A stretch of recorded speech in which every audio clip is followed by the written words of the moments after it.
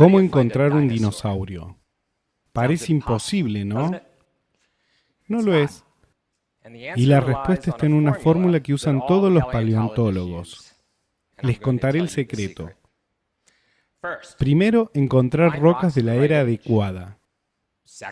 Segundo, esas rocas deben ser sedimentarias.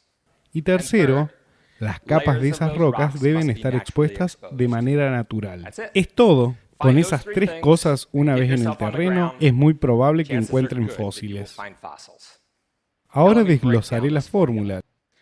Los organismos existen únicamente durante ciertos intervalos geológicos, así que deben encontrar rocas de la era adecuada en función del interés que tengan. Si quieren encontrar trilobites, tienen que encontrar rocas de verdad muy antiguas, del Paleozoico, rocas de entre 250.000 y 500.000 millones de años. Pero si quieren encontrar dinosaurios, no busquen en el Paleozoico. Tienen que encontrar estratos de rocas más jóvenes, del Mesozoico, y en el caso de los dinosaurios, rocas de hace entre 66 millones y 235 millones de años. Es bastante fácil encontrar rocas de la era adecuada en este momento, porque el planeta someramente está geológicamente cartografiado. Los anales de la historia de la Tierra están escritos en las rocas, capítulo tras capítulo, de manera que las páginas más antiguas están en la parte inferior y las más jóvenes en la parte superior. Ahora, si fuera tan fácil, los geólogos se alegrarían. No lo es. La biblioteca terrestre es muy antigua. No tiene bibliotecario que imponga orden. Durante los vastos periodos de tiempo, una infinidad de procesos geológicos afectó de todas las maneras posibles a las rocas de distintas eras. La mayoría de las páginas se destruyeron poco después de ser escritas. Algunas páginas están sobrescritas y crean así palimpsestos difíciles de descifrar. Páginas que encuentran un santuario en la noche de los tiempos nunca están a salvo realmente. A diferencia de la Luna, nuestra compañera rocosa muerta, la Tierra está viva y palpita al ritmo de las fuerzas creadoras y destructoras que alimentan su metabolismo geológico. Las rocas lunares traídas por los astronautas del Apolo tienen la edad del sistema solar. Las rocas lunares son para siempre. Las rocas terrestres, por su parte, se enfrentan a peligros de una litósfera viva. Todas sufren alteraciones a través de procesos como los de deformación, compresión, plegamiento, fracturación, abrasión y calcinación. Los volúmenes de la historia terrestre están incompletos y desordenados. La biblioteca es vasta y magnífica, pero decrépita. Y fue esta complejidad hecha jirones en el registro de la roca que oscurecía su significado hasta hace relativamente poco. La naturaleza no brinda ningún fichero para geólogos. Este tendría que ser inventado. 5.000 años después de que los sumerios aprendieran a mantener un registro de sus pensamientos en tablas de arcilla, los volúmenes de la Tierra eran inescrutables para los seres humanos. Éramos analfabetos en geología, ignorábamos la antigüedad de nuestro propio planeta y de nuestra conexión con la noche de los tiempos. No fue hasta principios del siglo XIX que nos quitamos las anteojeras, primero con la publicación de James Hutton, Teoría de la Tierra, en el que nos dijo que la Tierra no revela vestigio de un principio ni perspectiva de un fin. Y luego, con la impresión del mapa de Gran Bretaña de William Smith, el primer mapa geológico a escala del país, dándonos por primera vez información predictiva de dónde pueden existir ciertos tipos de roca. Luego de eso uno podía decir cosas como, si vamos más allá, debemos estar en el Jurásico. Pero si quieren encontrar trilobites, consigan un buen mapa geológico y vayan a las rocas del Paleozoico. Si quieren encontrar dinosaurios como yo, encuentren las rocas del Mesozoico y vayan allí. Ahora, claro, un fósil solo se forma en una roca sedimentaria, una roca hecha de barro y arena. No encontrarán un fósil en una roca ígnea formada por magma, como en granito, o en una roca metamórfica sometida a altas temperaturas y presión. Tienen que adentrarse en un desierto. No es que los dinosaurios viviesen en desiertos. Vivieron en cualquier rincón de la masa terrestre y en cada entorno imaginable. Solo que hay que ir a lugares donde hoy existen desiertos, lugares donde no hay demasiada flora que los cubran las rocas, lugares donde no hay demasiada flora que cubran las rocas y lugares donde la erosión siempre expone nuevos huesos a la superficie. Así que encuentran esas tres cosas: rocas de la era adecuada, concretamente rocas sedimentarias, halladas hoy en el desierto. Esta es una foto que tomé en el sur de la Patagonia. Cada piedra que ven en el suelo es un trozo de hueso de dinosaurio. Así que cuando uno está en una ubicación correcta, no se trata de si se encontrará fósiles o no. La pregunta es, ¿encontrará algo de valor científico? Y para ayudar con eso, añadiré una cuarta parte a la fórmula, que es esta. Aléjense de otros paleontólogos tanto como les sea posible. No es que no me gusten los otros paleontólogos. Cuando uno acude a un lugar relativamente inexplorado, tiene una mejor oportunidad no solo de encontrar fósiles, sino de encontrar algo nuevo para la ciencia. Esa es mi fórmula para encontrar dinosaurios y la he aplicado en todo el mundo. En el verano austral de 2004, fui al sur de América del Sur, al sur de la Patagonia, en Argentina, un lugar con rocas terrestres sedimentarias de la era adecuada, en un desierto, un lugar apenas visitado por los paleontólogos. Encontramos esto. Es un fémur, un hueso del muslo, de un dinosaurio herbívoro gigante. Ese hueso mide 2,2 metros de largo. Eso es más que 7 pies. Por desgracia, ese hueso estaba aislado. Cavamos, cavamos y cavamos, y no había otro hueso alrededor. Pero nos dejó con ganas de volver por más al año siguiente. Y en el primer día de la siguiente temporada de campo, encontré esto. Otro fémur de 2 metros. Solo que esta vez no estaba aislado. Esta vez estaba asociado a otros 145 huesos de un gigante herbívoro.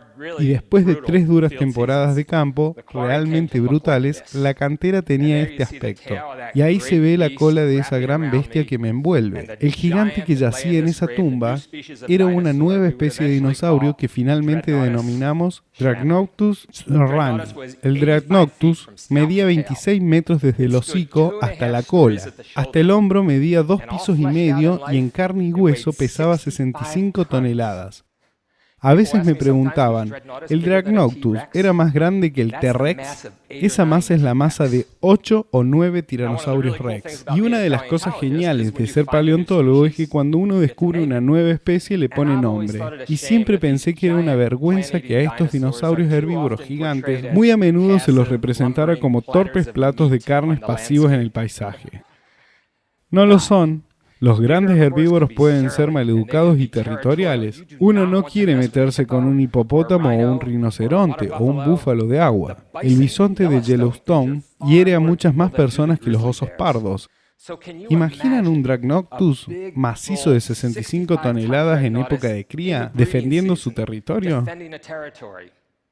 Ese animal debe haber sido increíblemente peligroso, una amenaza para todos y no habrá tenido nada que temer. Por eso el nombre de Dragnoctus, o temor a nada. Pero para alcanzar ese tamaño, un animal como el Dragnoctus debe haber tenido que ser un modelo de eficiencia. El cuello y la cola largos le ayudaron a irradiar calor al ambiente, a controlar pasivamente su temperatura. Y el Dragnoctus podía pararse en un lugar y con ese cuello limpiar una gran área de vegetación a su alrededor, consiguiendo decenas de miles de calorías mientras gastaba muy pocas. Y estos animales desarrollaron una pisada amplio tipo bulldog, lo que les otorgó una estabilidad inmensa, porque si uno pesa 65 toneladas y es literalmente grande como una casa, la pena por caerse es la muerte. Sí, estos animales son grandes y robustos, pero no resistirían un golpe como ese. Si el Dragnoctus se cae, se rompen las costillas, las cuales atraviesan sus pulmones y hacen fallar sus órganos. Si eres un Dragnoctus de 65 toneladas, no te caerás en la vida, ni una sola vez. Ahora, después de que el cadáver de este particular fue enterrado y su carne fue comida por una multitud de bacterias, gusanos e insectos, sus huesos pasaron por una breve metamorfosis, un intercambio de moléculas con el agua subterránea y se confundieron cada vez más con la roca que hacía de tumba. Y luego vino una larga... nada.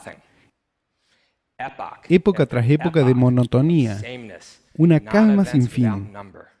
Todo el tiempo del esqueleto yacía eterno e inmutable en perfecto equilibrio dentro de su tumba lítica.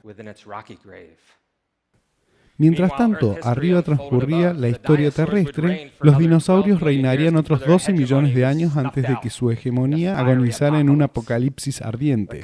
Los continentes estaban a la deriva, aparecieron los mamíferos, y luego, en el este de África, una especie de simio poco prometedora desarrolló la base del pensamiento consciente. Estos primates inteligentes no eran particularmente rápidos o fuertes, pero destacaron en la cobertura territorial y en una notable diáspora superaron incluso el récord de los dinosaurios en conquista territorial. Se dispersaron por el planeta, se adueñaron de todos los ecosistemas que encontraron y en el camino inventaron la cultura, la metalurgia, la pintura, la danza, la música y la ciencia.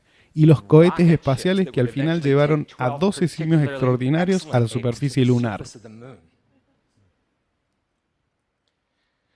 Con 7.000 millones de Homo sapiens peripatéticos en el planeta, quizá era inevitable que uno de ellos con el tiempo pisara sobre la tumba del magnífico titán enterrado bajo las tierras yermas de la Patagonia austral. Yo era ese simio. Y allí de pie, solo en el desierto, no pasé por alto que la probabilidad de que un individuo ingrese en el registro fósil es prácticamente nula. Pero la Tierra es muy antigua, y durante grandes periodos de tiempo, lo improbable se hace probable. Esa es la magia del registro geológico. Así, una multitud de criaturas que vivieron y murieron en un viejo planeta dejan tras de sí ingentes cantidades de fósiles, cada uno un pequeño milagro, pero en conjunto algo inevitable. Hace 66 millones de años, un asteroide impactó la Tierra y los dinosaurios se extinguieron. Esto fácilmente podría no haber ocurrido, pero solo hay una historia, y es la que tenemos. Pero esta realidad particular no era inevitable. La más mínima perturbación de ese asteroide tan lejano a la Tierra habría provocado que no impactara en nuestro planeta por un amplio margen. Ese día calamitoso y clave, en el que fueron exterminados los dinosaurios, no tenía por qué tener lugar. Podría haber sido solo otro día, un jueves tal vez, entre los 63 millones de días que ya habían disfrutado los dinosaurios. Pero en el transcurso del tiempo geológico ocurren eventos improbables, casi imposibles, desde nuestros antepasados cámbricos, gusanoides, a los primates vestidos de traje. Innumerables bifurcaciones en el camino llevaron a esta realidad muy particular. Los huesos del Dreadnoughtus quedaron bajo tierra casi 77 millones de años. ¿Quién habría imaginado que una simple especie de mamíferos musaraña, que vivía en las grietas del mundo de los dinosaurios, se convertiría en seres sensibles capaces de caracterizar y entender a los propios dinosaurios a los que deben haber temido? Una vez estaba en el nacimiento del río Missouri, a horcajadas. No hay nada más que un gorgoteo del agua que emana desde debajo de una roca en una pastura, en lo alto de las montañas Bitterroot. La corriente a su lado corre unos cientos de metros y termina en un pequeño estanque. Esas dos corrientes se ven idénticas, pero una es un pequeño hilo de agua anónimo y el otro es el río Missouri. Ahora, bajando a la desembocadura del Missouri, cerca de St. Louis, es bastante obvio que ese río es muy importante. Pero subiendo a las Bitterroot, al mirar al Missouri, la prospección humana no nos permite verlo como algo especial. Ahora volvamos al periodo Cretácico y miremos a nuestros antepasados esas diminutas bolas de pelusa. Nadie imaginaría que llegaría a ser algo especial, y probablemente no lo habría sido, de no ser por este molesto asteroide. Ahora tenemos 1000 mundos más y 1000 sistemas solares más, y dejemos que actúen. Nunca tendrán el mismo resultado. Sin duda, esos mundos serían sorprendentes e increíblemente improbables, pero no serían nuestro mundo y no tendrían nuestra historia. Hay un número infinito de historias que podríamos haber tenido. Solo tuvimos una, y vaya si tuvimos una historia buena. Los dinosaurios como el Dreadnoughtus eran reales. Las libélulas con envergadura de águila y bichos de longitud de un auto existieron realmente. ¿Por qué estudiar el pasado antiguo? Porque nos da perspectiva y humildad. Los dinosaurios murieron en la quinta extinción masiva global, en un accidente cósmico por causas ajenas a ellos. No lo vieron venir y no tenían opción. Nosotros, por otro lado, tenemos una oportunidad. Y la naturaleza del registro fósil nos dice que nuestro lugar en el planeta es precario y potencialmente efímero. En este momento nuestra especie propaga un desastre ambiental de proporciones geológicas tan amplio y tan grave que con razón puede denominarse la sexta extinción. Solo que a diferencia de los dinosaurios, podemos verlo venir. Y a diferencia de los dinosaurios, podemos hacer algo al respecto. La decisión es nuestra. Gracias.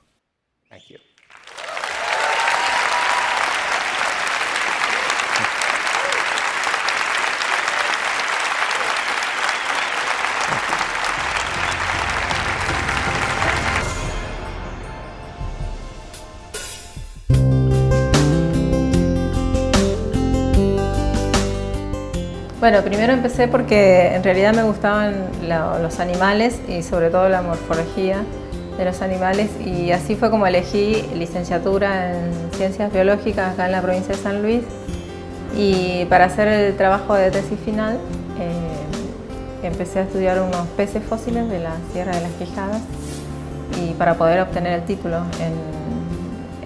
como bióloga.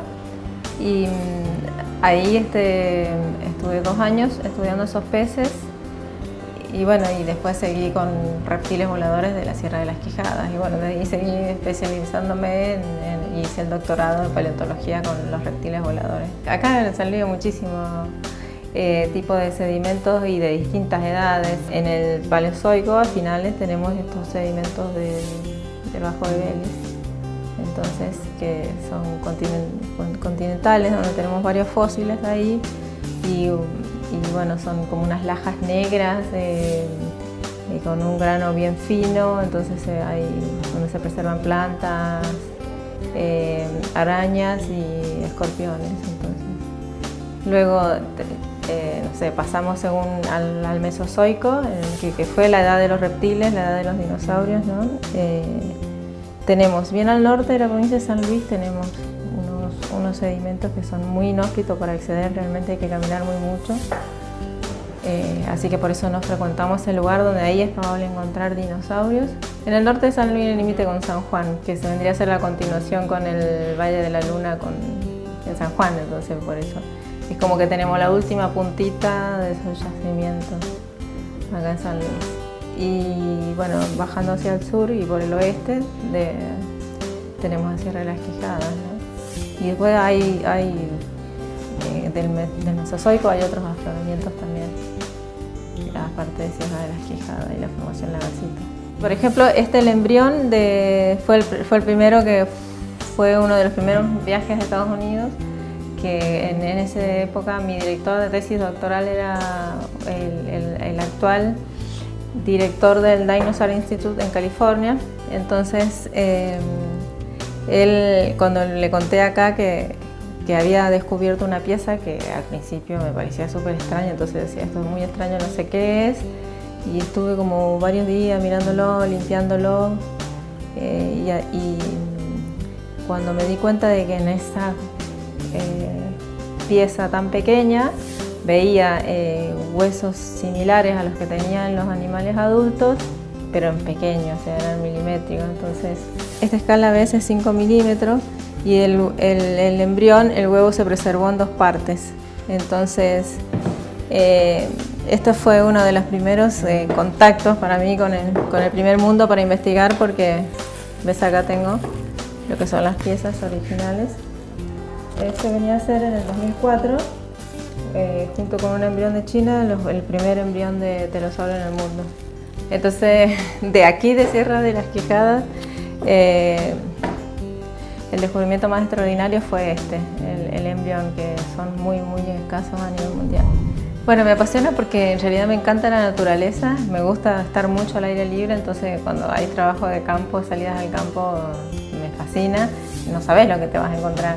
Entonces eso, la curiosidad de estar ante lo incierto, porque vos decís, bueno, si bien hay algunos yacimientos donde están llenos de fósiles de huesos de pterosaurios, reptiles voladores, y vos sabés que es una alta probabilidad que te encontres, pero además sabes que puedes encontrar más de otras especies o otros animales, entonces A pesar de que es bien duro el trabajo porque trabajas, o sea, con picos, palas, o sea, carreas tierra todo el tiempo, todo el día, lo haces con el objeto de tratar de descubrir algo. Y bueno, y se termina de descubrir en realidad en el laboratorio, porque en el campo, viste, traes todo lo que es el fósil, pero en bruto, sin preparación. Tuvimos la suerte de acá en Argentina, se encontró en el sur, en Chubut, en el Jurásico Medio, o sea, hace aproximadamente 170 millones de años, y un cráneo y varios huesos desarticulados del esqueleto del animal en un gran bochón. Entonces, una vez que se empezaron a extraer los huesos, salió este cráneo, que es bastante delicado, y lo lindo es que estaba tridimensional. Entonces, al estar tridimensional, se le pudieron hacer estudios como, por ejemplo, tomografías computadas, en este caso nanométricas, que es especialista para los fósiles. Es diferente el que se usa en medicina para los humanos, digamos. Entonces, y entran pequeños huesos y bueno, de ahí es como que va sacando fotos a escala de nanómetro, y miles de fotos, y luego eso se procesa con un programa de computación, que también es un programa que es bastante caro, digamos, entonces lo usó una de mis colegas en la publicación, y ella lo pudo usar en Canadá porque justo estaba en contacto con unos investigadores de Canadá, entonces lo procesó ahí, y bueno, y así pudimos entre todos poder hacer la reconstrucción del cerebro de este animal. Pudimos ver los hemisferios cerebrales, los lóbulos ópticos, que en el caso de los reptiles voladores los tienen súper desarrollados, porque al igual que en las aves, porque sería como una especialización para el equilibrio, para el vuelo activo. Entonces también pudimos ver el oído interno, todo lo que son los canales, la estructura del oído interno, los lóbulos olfatorios, bueno, casi todas las estructuras del cerebro de este animal de 170 millones de años. Así que, y bueno, a nivel mundial se conocían dos nomás, entonces el descubrimiento fue como bastante importante, y el oído interno no se conocía, es por primera vez que se publica la estructura del oído interno en los reptiles voladores a nivel mundial. Así que, bueno, fue un trabajo bastante largo porque los chicos, trabajaba yo hace algunos años con los chicos del Museo de Trelew, que mi director era el investigador del CONICET, Diego Paul, y bueno, entonces tuve la oportunidad de participar del campo en ese lugar en 2 oportunidades, y bueno, así que, y bueno, después viajé al Museo de Trelew para estudiar los fósiles. Y ahora tengo un proyecto nuevo que hice este año, que fue de empezar a prospectar los distintos lugares de San Luis en búsqueda de dinosaurios.